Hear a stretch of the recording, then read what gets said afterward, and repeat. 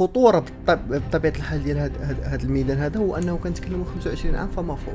كنعرفوا ان اليوم ما بقاتش الدوله يمكن لها انها تعيش بطريقه منعزله على دول اخرى، او لا يمكن لها تكون عندها واحد الاكتفاء ذاتي وتكون منغلقه على راسها. انا بالنسبه لي التقدم هو مجموعه من المؤشرات. اعطيني ميزانيتك فين كتحطها نقول لك شنو غتولي صافي بطريقه مبسطه، والناس يمكن لهم يتصدموا ماشي اللي كنقول، ولكن راه هي الحقيقه. كخبير دولي في الجهويه المتقدمه وكباحث في اطار الجغرافيا الحضاريه، كنعرف انه الدول ما يمكنلكش تحكم على الدوله فقط نتاج مجموعه من الديناميات على المستوى الاقليمي والجهوي.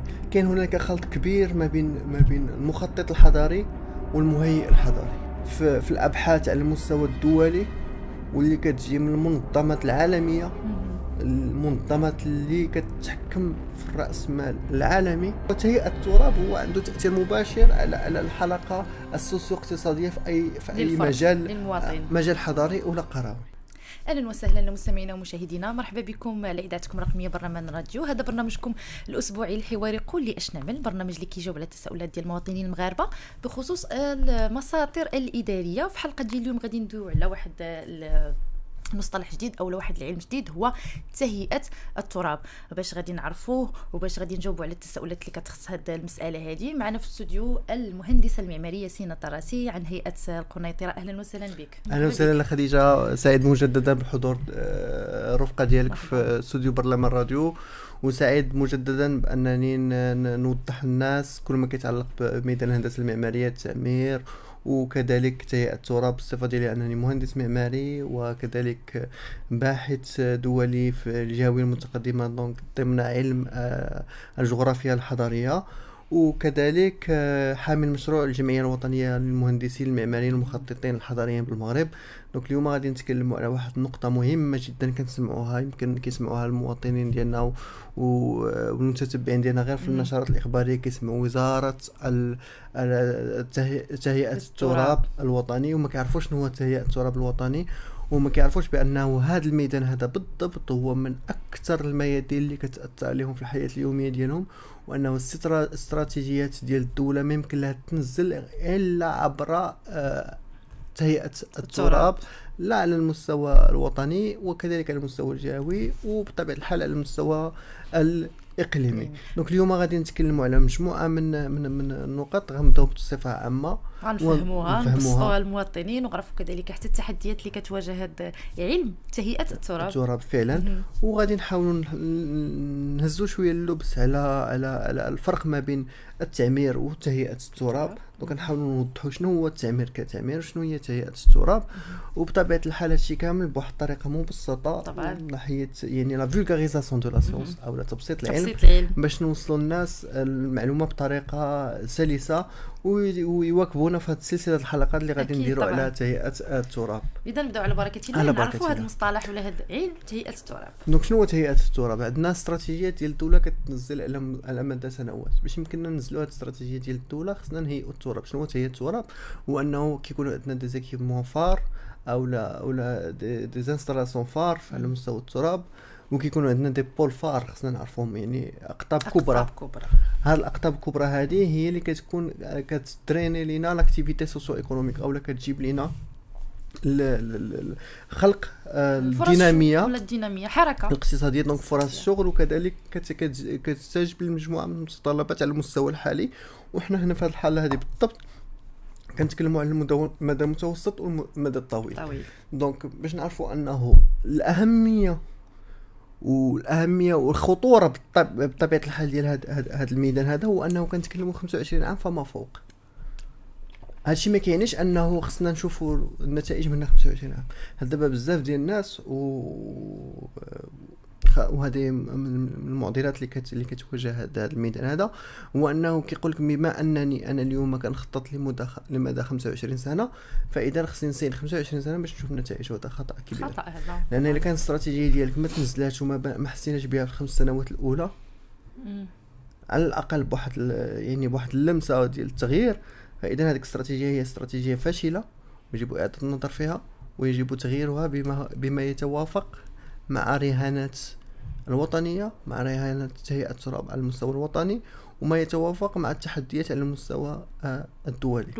كنعرفوا ان اليوم ما بقاتش الدوله يمكن لها انها تعيش بطريقه منعزله على دول اخرى، او لا يمكن لها تكون عندها واحد الاكتفاء ذاتي وتكون منغلقه على راسها. دونك حنا عندنا عمليه ديال التبادل تجاري، تبادل اقتصادي، تبادل الاشخاص، يعني لا ميغراسيون دون لي دو سونس، او الهجره في جميع اتجاهات جنوب حنا كنستقبلوا من الجنوب وكنصدروا نحو الشمال، بوابه افريقيا بطبيعه الحال، نحو اوروبا، نحو امريكا الجنوبيه الشماليه.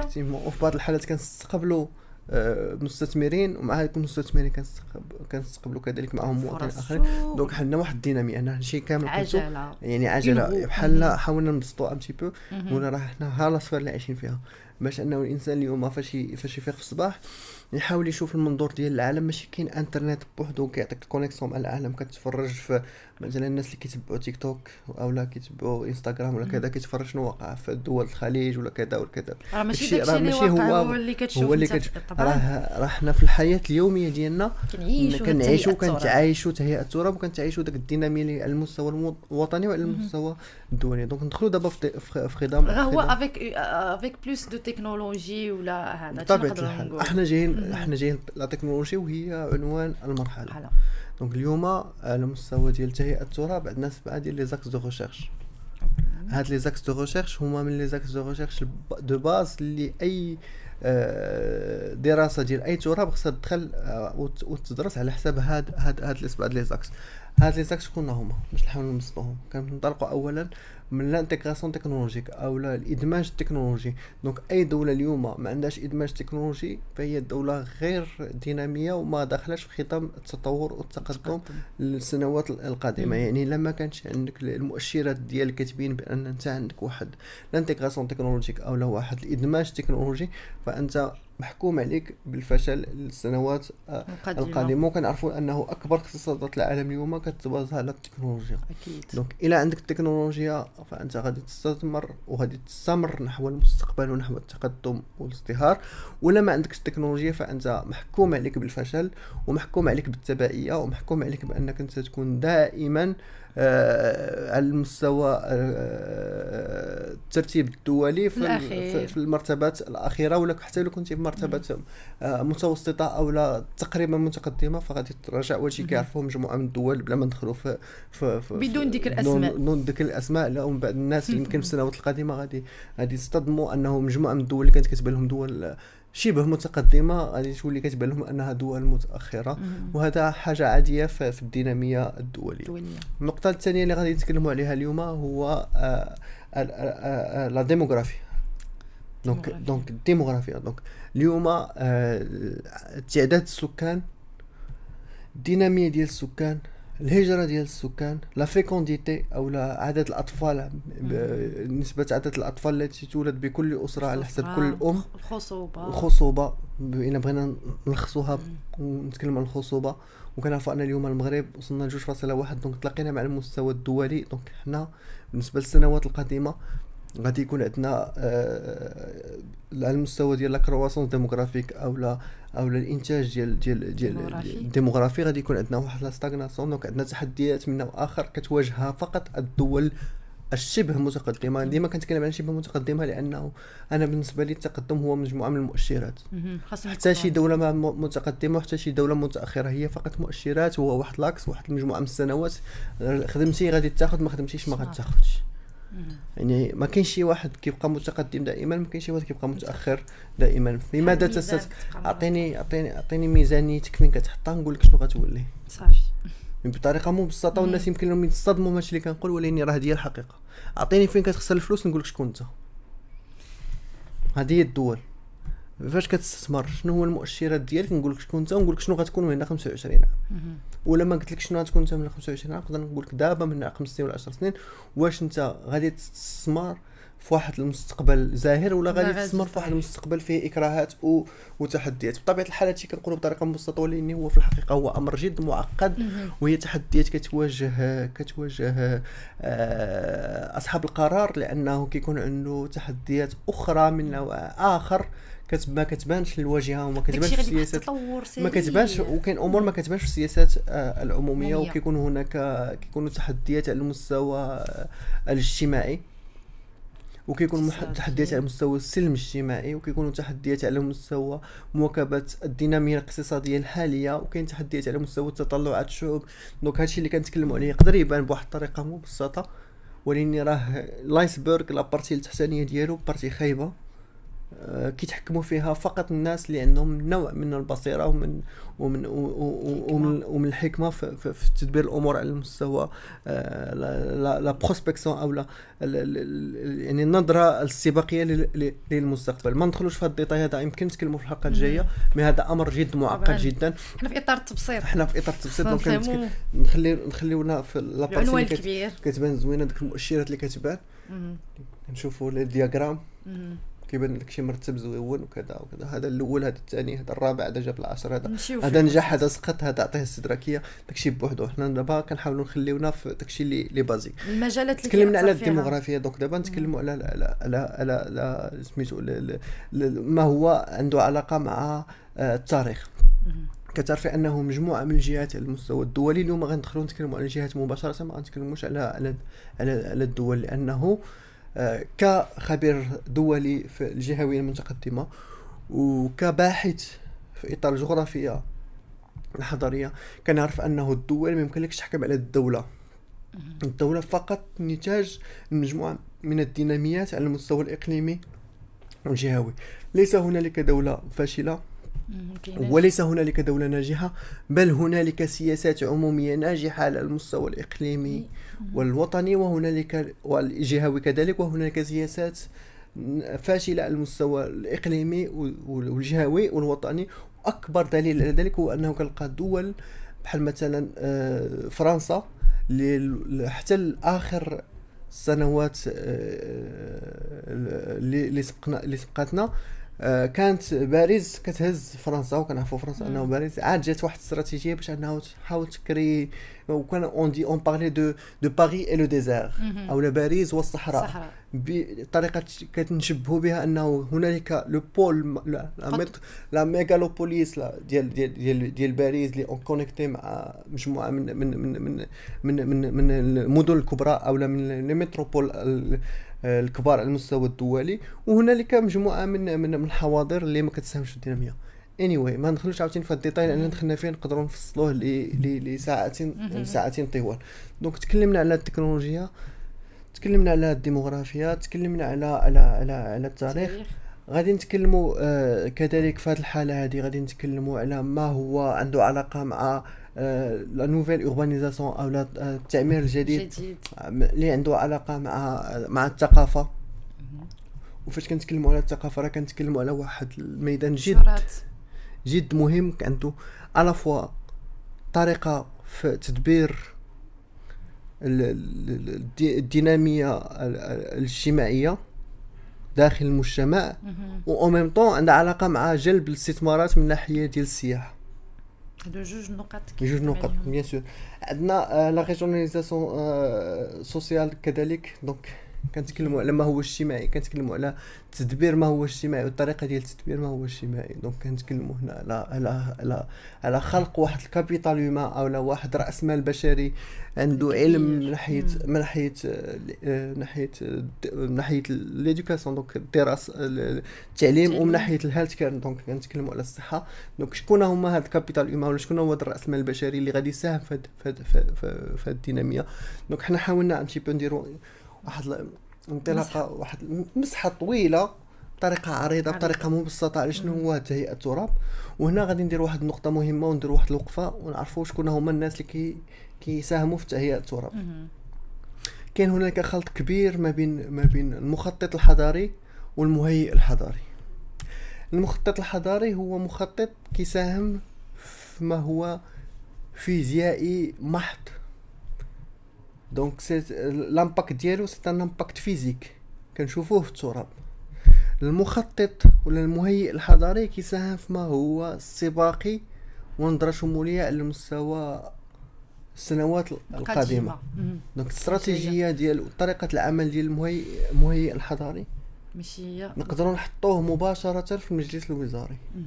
كنهضروا كنعرف كنقول المخطط الحضري يمكن يكون في مكتب ديال الدراسات.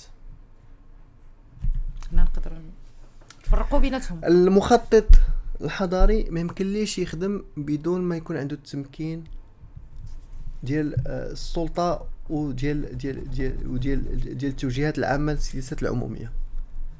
المخطط الحضاري يمكن ليه يساهم مباشره مع رئيس جماعه ولا رئيس جهه في تطوير واحد المجال فيزيائي.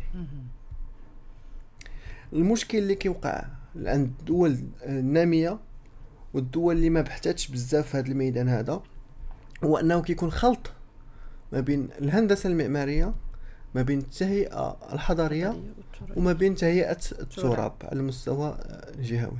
دونك في هذا الخلط هذا كيسحب لنا ان نفس الشخص اللي غادي يقوم بالتهيئه الحضاريه هو نفس الشخص اللي غيقوم بالهندسه المعماريه هو نفس الشخص اللي غيقوم بالتهيئه ديال التراب. واكبر دليل على ذلك هو انه من اكبر المساهمات في الابحاث على المستوى الدولي واللي كتجي من المنظمات العالميه، المنظمات اللي كتحكم في الراس مال العالمي، كتمشي مباشره نحو تهيئه التراب. دونك كنتكلموا على regional development او لا تطوير الجهوي. دونك هادشي كامل اللي تكلمنا عليه انا كمواطن عادي بغيت نعرف هادشي اللي اسمح لي بور لو تيرم. هاد السيد المهندس هاد الباحث هذا جالس كيخربق علينا من الصباح، فاش غنحس انا بهادشي؟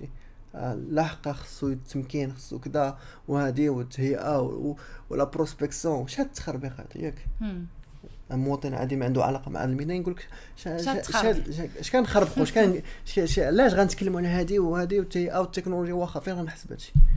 اول حاجه غنحس بها خلق فرص الشغل. خلق فرص الشغل ماشي عمليه اعتباطيه. خلق فرص الشغل هي عمليه سباقيه ونظره استراتيجيه للسنوات القادمه. انا كمقرر وك حاكم فيما سيلي من السنوات القادمه يمكن لي نقرر انني نوجه الاستثمارات نحو خلق فرص شغل.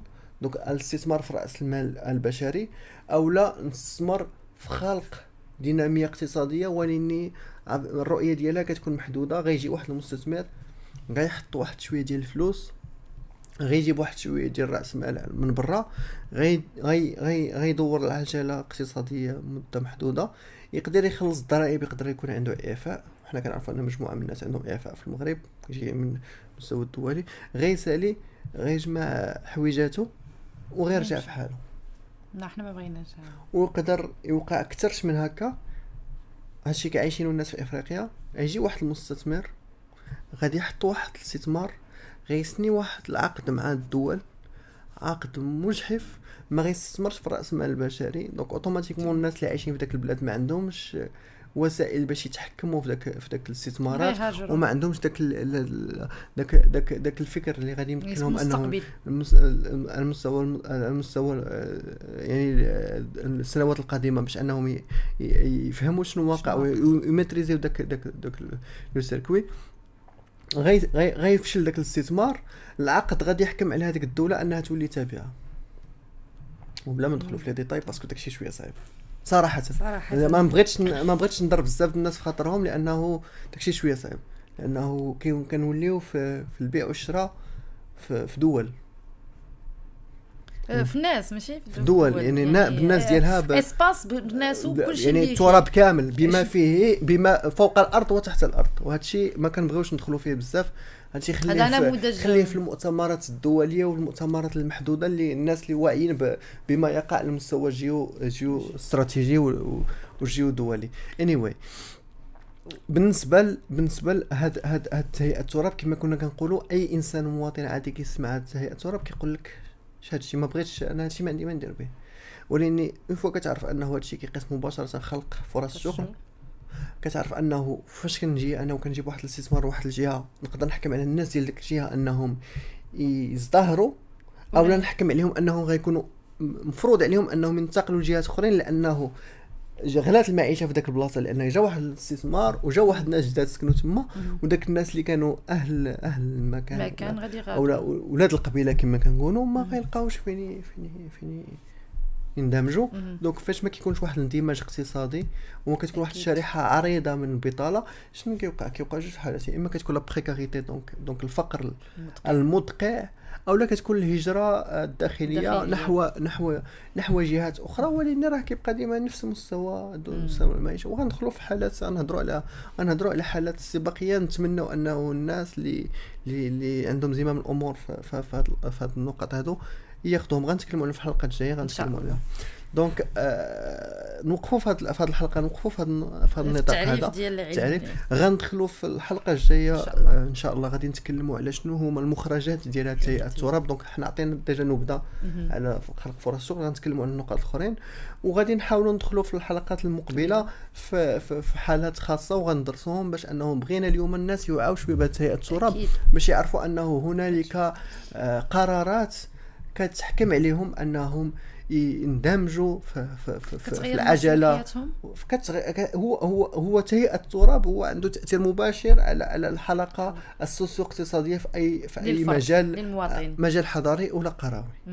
دونك الا كانت استراتيجيه هي استراتيجيه ناجحه، هذيك الجهه كتولي جهه عالميه، ولا كانت استراتيجيه هي جهه فاشله، هذيك الجهه كتولي جهه عندها مجموعه من الاعاقات كتعيق بها الراس ديالها. دونك هي كجهه على مستوى المجال ديالها، وكتعيق بها المستوى الوطني، وقدر على المستوى الاقليمي. لا تلاقوا مجموعه من الجهات في واحد الاقليم عندهم استراتيجيه من ناحيه تهيئه التراب فاشله، كيولي المجال الاقليمي كامل. كنتكلمش على الاقليم على المستوى الوطني، انما في الحاله كنتكلم على الاقليم على المستوى الدولي، وكنتكلم هنايا على تكتل الدول.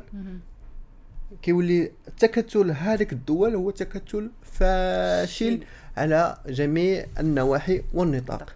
دوك نوقفوا في هذه الحلقه هذه ونكملوا في الحلقات الجايه ان شاء الله. تماما، شكرا المهندس المعماري ياسين الطراسي، والباحث كذلك في الجهه المتقدمه على التبسيط ديالك والتفسير ديالك للعلم تهيئة التراب. أليس كذلك؟ بارك الله فيك. إذا مستمعينا، الحلقه ديال اليوم سالات، واللي تعرفنا فيها على ولا فسرنا فيها علم ديال تهيئة التراب وشنو من التحديات المجالات اللي كيأثر فيها. الحلقه المقبله ان شاء الله غادي نكملوا في هذا الملف. نتلاقاو الاسبوع المقبل. السلام عليكم.